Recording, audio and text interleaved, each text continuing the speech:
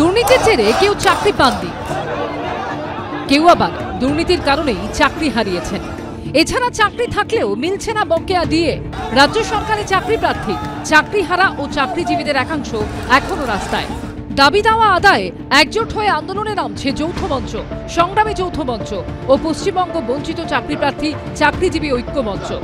যোগ্য চাকরিহারাদের চাকরি ফেরানো, শূন্য পদে নিয়োগ, বকেয়া ডিএ সহ বিভিন্ন ইস্যুতে 28শে জুলাই নবান্ন অভিযানের ডাক দিয়েছে এই তিন সংগঠন।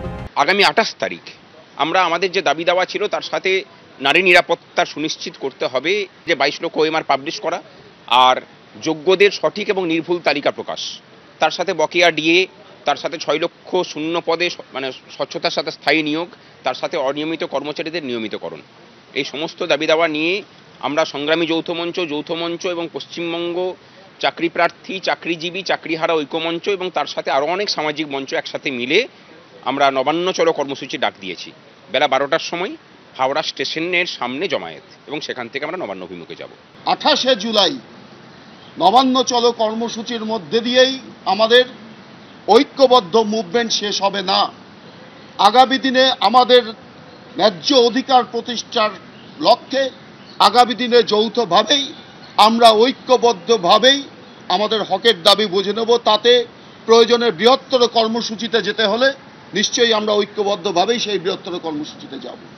দাবি দাওয়া আদায়ে রাজ্য সরকারের বিরুদ্ধে চাপ যখন বাড়াচ্ছেন সরকারি কর্মচারী থেকে বঞ্চিত চাকরি প্রার্থীরা, এই আবহেই একই ইস্যুতে রাজ্য সরকারের ভূমিকা নিয়ে প্রশ্ন তুলেছে বিরোধীরা। তারা প্রত্যেকটা পদক্ষেপে হেরে গেছে এবং তারপর বিভিন্ন সময় তারা সময় নষ্ট করেছে, টাইম বাই করেছে। এবারে শেষ মুহূর্তে এসে বলছে আমরা এখন দিতে পারছি না, আমাদের দিলে সরকার শেষ হয়ে যাবে।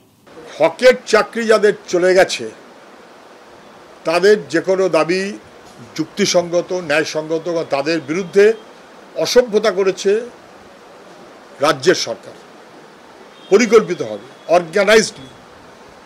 ফলে তারা যাবে, একবারের জায়গায় দুবার যাবে, দুবারের জায়গায় 5 বার যাবে, একদিনের জায়গায় 3 দিন বসবে।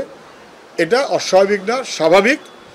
বিরোধীদের আক্রমণের জবাব দিয়েছে তৃণমূল কংগ্রেসও। বিধানসভা নির্বাচন আসলে এই যৌথ মঞ্চের তৎপরতা বাড়ে। রাজ্য সরকার সরকারি কর্মচারীদের পাশে, নিশ্চিতভাবে ডিএটাও রাজ্য সরকারের বিবেচনার মধ্যে রয়েছে, আদালতেরও নির্দেশ রয়েছে। কিন্তু একটা জিনিস বুঝতে হবে, আমাদের রাজ্যের যে প্রাপ্য টাকা, সেই টাকা যদি নরেন্দ্র মোদী সরকার মিটিয়ে দিত তাহলে ডিএ দিতে অসুবিধা হতো না। সংগ্রামী যৌথ মঞ্চকে একবারও বলতে শোনা যায়নি যে রাজ্যের ন্যায্য বরাদ্দর টাকা নরেন্দ্র মোদী মিটিয়ে দিক। তাদের যেদিনকে এই বলার মুরদ হবে সেদিনকে তাদের এই প্রশ্নের উত্তর দেওয়া হবে। সব মিলিয়ে 28শে জুলাইয়ের নবান্ন অভিযান ঘিরেও তুঙ্গে রাজ্য রাজনীতি। রুমা পাল, শিবাশিস মৌলিক ও সৌমিত্র রায়ের রিপোর্ট, এবিপি আনন্দ।